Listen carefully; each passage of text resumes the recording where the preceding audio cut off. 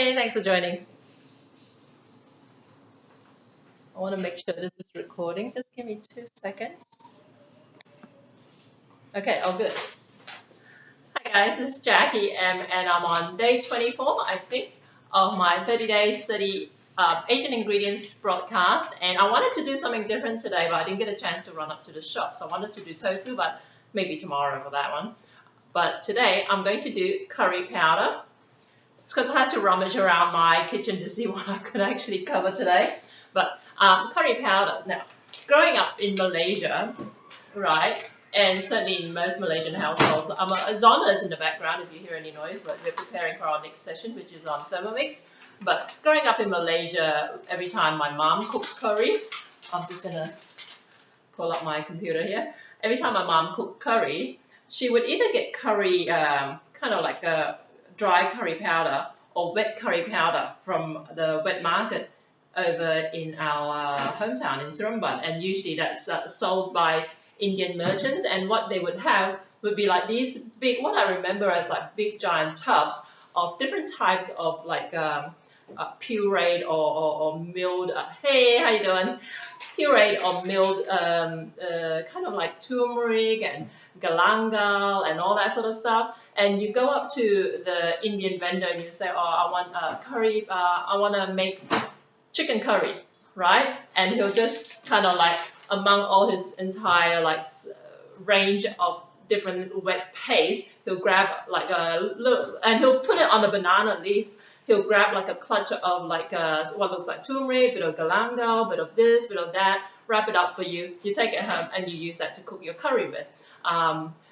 So it's very, very fascinating. And I don't see that anymore now that I go back to Malaysia. I don't know why. But the other thing my mom would use would be just kind of like curry powder, commercial curry powder. Now, nowadays, right, we see a lot of Western chefs contribute Asian recipes to everywhere basically.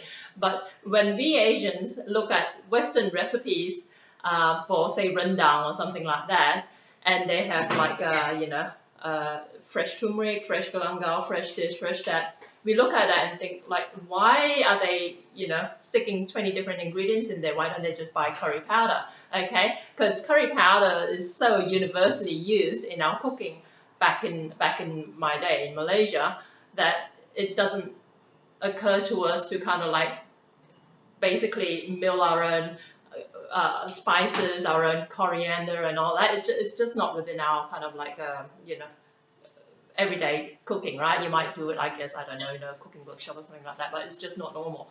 So we always think, why don't they just buy curry powder? Now, having talked about that, a lot of Malaysian recipes nowadays, and to be fair, this is not something I remember as a kid growing up. My mom would just buy curry powder for her curries, and she'll use the same curry powder for pretty much every dish, just different amounts of it. But nowadays, you go to the shops, certainly the curry powders from Malaysia, you'll find that they come in all kinds of different types. You might get ones labeled, this one here is meat curry powder, okay? And then this one here is rendang. It says rendang powder. This one says fish curry powder. And then you get other ones as well. Like this is a korma curry powder. And this one is actually for soup. It says soup soto. And in fact, soup soto is actually more Indonesian than Malaysia, but this is actually from Malaysia. And I think just to clarify, hey, how you doing?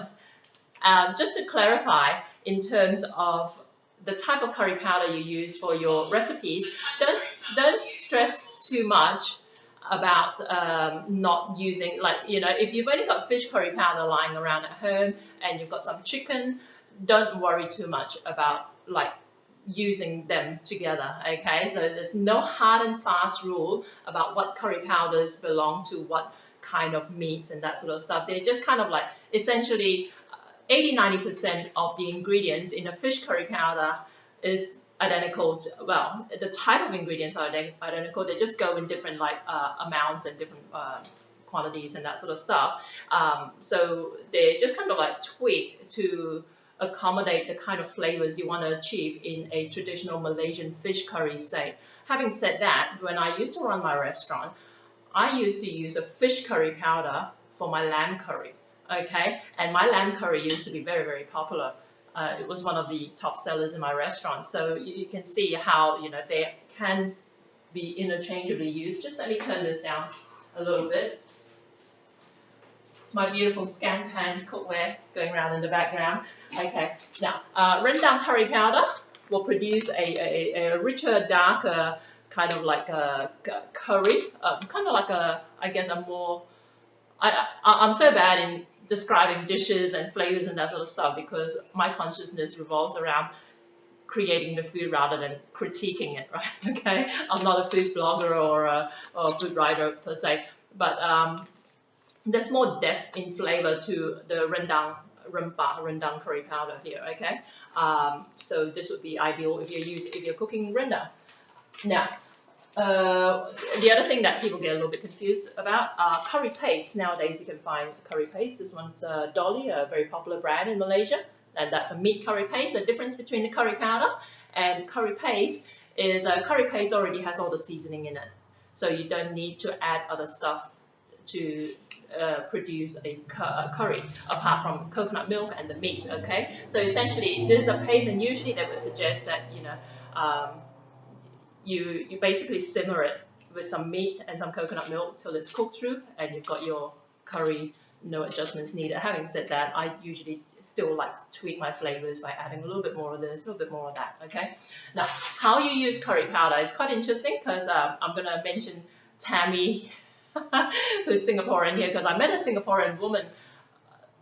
I guess she's an Australian migrant, but she was from Singapore, and she tried to cook a curry, and this kind of like I think validates this basically what I contend to a lot of Westerners. A lot of Westerners assume we Asians, we come from Malaysia and Singapore, that we all know how to cook all these fabulous street food that we used to get back home in Malaysia, but that's not necessarily the case. A lot of Asians who move overseas, a lot of it is because they're still a lot of them come out when they're still like, I guess, at uni age or something like that. So they don't have a lot of developed cooking skills, but also food is so convenient in Malaysia and in Southeast Asia that most people don't ever bother to learn how to, make their own satay or their own laksa. And, but anyway, this Singaporean woman tried to make curry, and she told me, oh, look, it did not turn out, it was disastrous. I said, how did you use your, how did you cook it? She said, well, I was boiling the meat in a saucepan,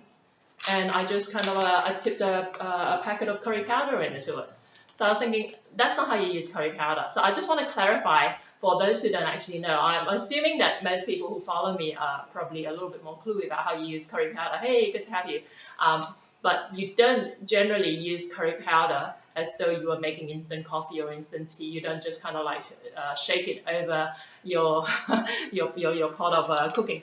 There are a couple of ways that I would suggest you use curry powder, and one of them is to popularly, usually what they would do is if you've got like the bits of meat and whatever, chunks of meat, beef or whatever, you would coat the beef or chicken or whatever it is you're cooking with enough curry powder to coat them quite well.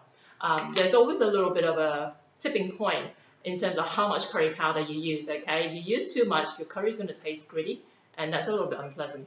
And I think certain cultures actually like their curries more curry flavored.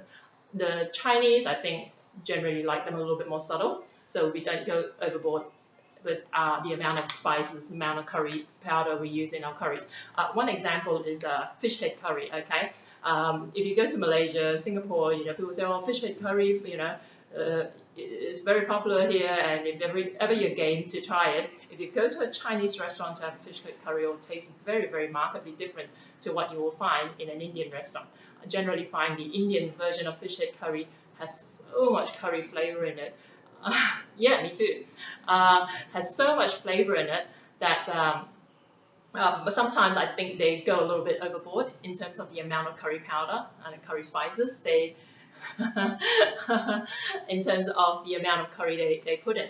Now, I was hoping to be able to cook a nice full-on dish for you, but I'm just going to wing it today because, like I said, I was actually planning to do a different dish, but I didn't get to buy the ingredients I needed, and I just come back from a meeting today. But okay, what I'm going to do is what I think this would be really suitable if you're if you're an impoverished university student, okay? Because I'm using instant noodles here. No, not even that. I do actually have some salmon heads in my freezer, but I didn't take it out to defrost in time. Otherwise, I would have actually made fish cake curry for you guys, right? But anyway, I'm using instant noodles, okay? And this is something that I used to do, and I think a lot of Asians would probably be inclined to do that as well. I can't speak. I just want to clarify, a lot of the time when I talk about like Asia and Asian cooking and all that, I speak from my own experience being Asian, growing up in an Asian culture, and also from my experience running a Malaysian restaurant.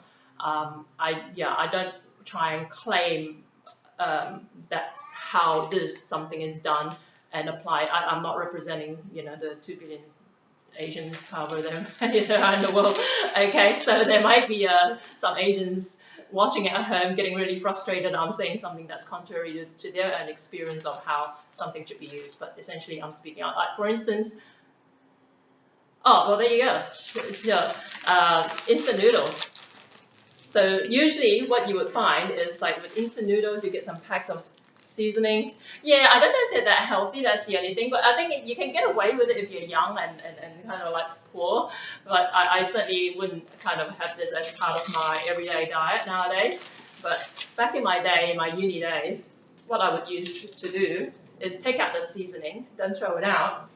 But, to give it a little bit more oomph, I would actually, yeah, that's right. What I would do is actually cook either my own soup or my own curry sauce with it. Okay, so there's a good opportunity for me to show you how to make your own curry sauce. Just a quick hack. Okay, so with any kind of curry, and I guess I'll use the fish curry powder here. Okay, with any kind of curry, like I said, you can either coat the meat with the curry powder and then use it to cook through with your recipe, or you can take what you need out and just add some water to it to turn it into a paste. Okay, that's what I'm going to do. And if I were cooking just for myself, I'd use maybe a tablespoon of curry powder. I don't like it when it's just too full-on curry flavored. So what you do is just add a bit of water to this and mix it to a paste. And usually you would use processed fresh onion, but I'm going to use my go-to hack, which is fried shallots over here. Okay, because I don't want to go to the trouble of cutting up and mincing some onion. I'm just going to add a couple of tablespoons of fried shallots and garlic. I always tell people when you cook curry, without following a recipe, the core ingredients you need are like the curry spices or curry powder, garlic, and onion. Okay, those are the only ingredients you need, and coconut milk. Okay, because I like my curry coconut based, but not all Asian curries are in fact coconut milk based. And another use for curry powder I wanted to point out as well was in Malacca a few months ago. Malacca is a Malaysian food hub about 40 miles south of, more than that, I forget now, of where I come from in Seremban. So it's down south, and it was just leading up to Ramadan, and one popular Malay dish that they serve to people is something called bubur lambuk. And that was something that was quite new to me until I started going back to Malaysia on all these sponsored tours and that sort of stuff. But bubur lambuk is very Malaysian. I don't know, Zona, have you heard of bubur lambuk?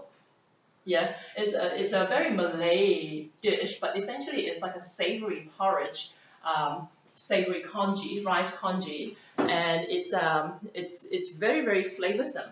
And I actually joined in this kind of like a communal kind of like a cook along of big giant tubs of bubur lambuk. They use these tubs literally that size, and I'm going to have a video uploaded on that soon.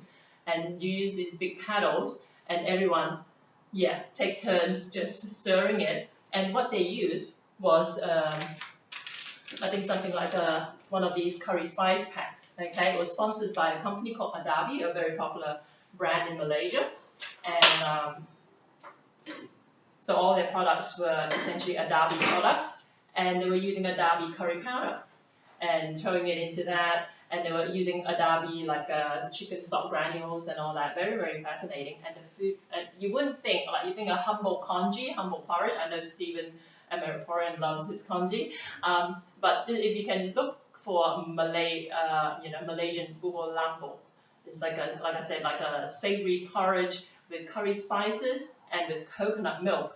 It's very, very nice. Okay, so I've got this here that I've mixed through with a bit of water. It's just a little bit of a paste now. I'll just hold it up if you can see it. Okay, and my memory of these Indian vendors at the wet market in Seremban back in the day was basically like, different sacks or different tubs of like colored paste.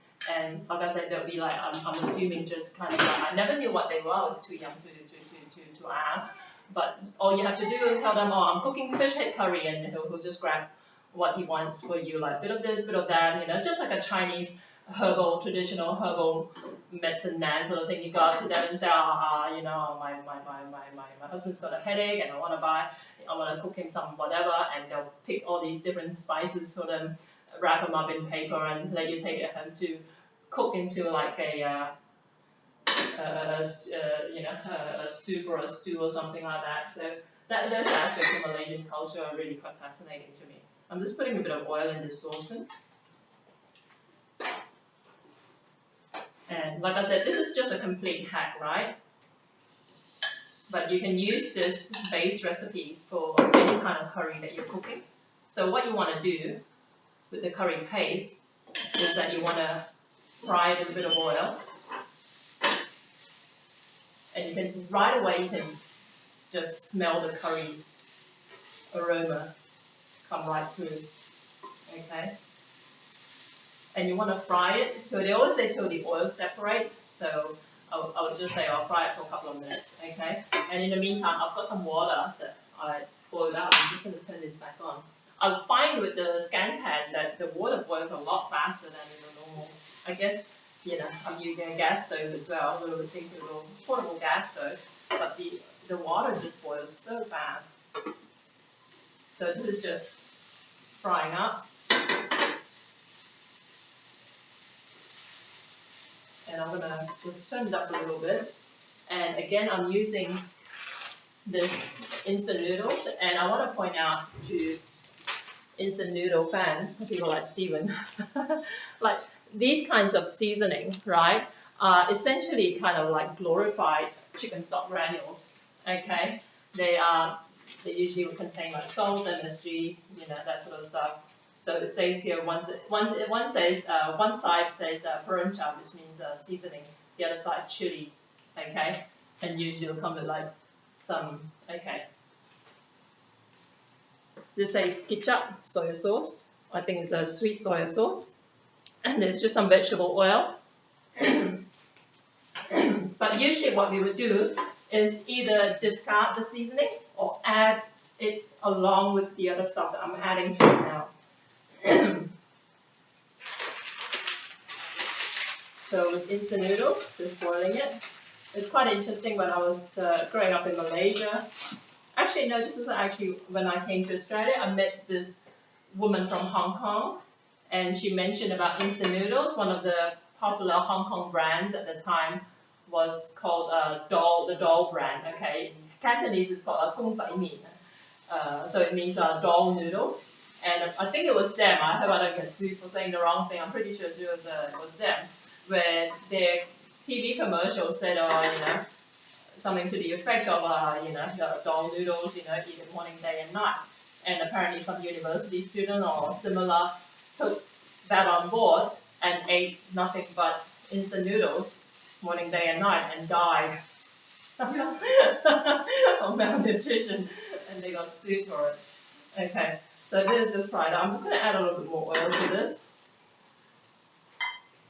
I shouldn't be laughing at it, it's a pretty tragic story. But the fact remains is that, this is something that usually you wouldn't eat, like, as your staple. And of course, the other option would be to replace the type of noodles that you're using in this. Okay, so I've fried this up, and the noodles are just coming along. Just let me try and... Okay, and what I would do, usually I like my noodles to be quite flavored, so I'm just going to take out, strain out the water, or some of the water.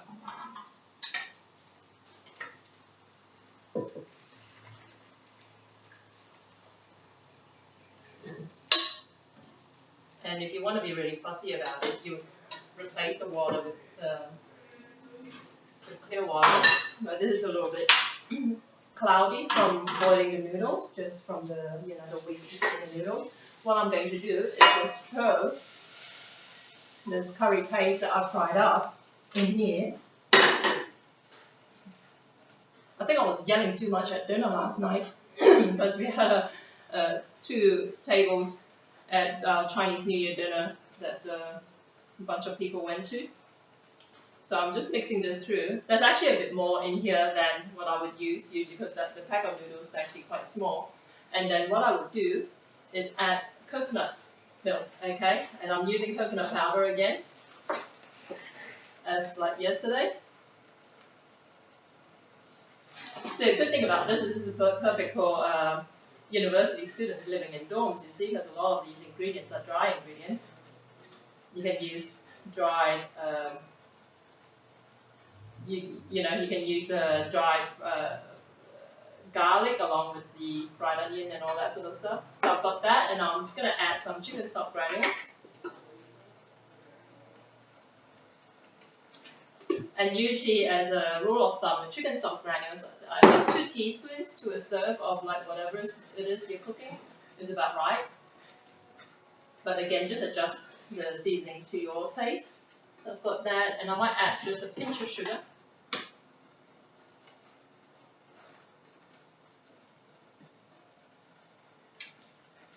Might add a bit more sugar.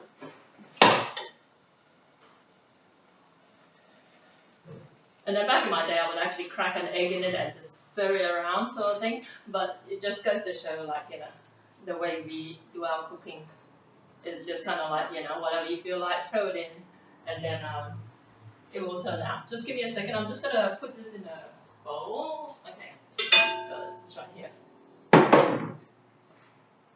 And if you've got vegetables and that sort of stuff, you could throw them in as well. Okay. It's a little bit thick, but I just wanted to give you an idea. I got a bit carried away with the... Okay, so this, if you can see it, I'm just going to present it properly and then take a photo for you so you can see what it looks like. But this is the kind of stuff that we would do as, I guess, mini hacks for our lunch and whatever, our uni lunch or uni dinner sort of thing, just to kind of like make your 20-cent pack of instant noodles a little bit more interesting. We would add curry powder and that sort of, and to be fair, I didn't always fry up the curry spices and that sort of, so I did in fact having kind of like told you guys not to use curry powder as though you were making instant coffee or whatever. I had in fact added like about a teaspoon of curry powder into my instant noodle stock as well, sort of thing. So it is kind of doable. Again, like I said, if you're adding it straight into water, you do tend to find that it will taste a little bit gritty. The whole idea about like pan frying it, adding it, turning it into a paste and pan frying it is to kind of like just help it all dissolve properly so that you can use it in your recipe. Okay, so it's a very quick and simple one today, and I will be back once we are set up for our next session, which is Thermomix. And we are going to be doing Laksa Nyonya today. Okay, I'll see you guys in a little bit. Thanks, Stephen. I'll see you all. Ciao.